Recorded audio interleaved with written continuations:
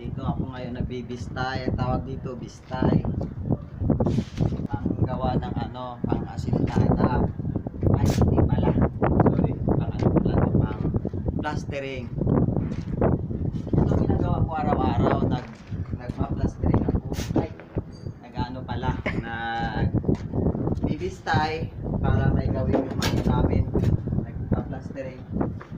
Kaya, bibistay ako. Hanggang dito. Anong bibistay?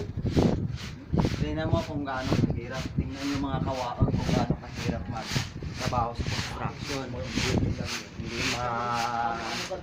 Hindi basta-basta.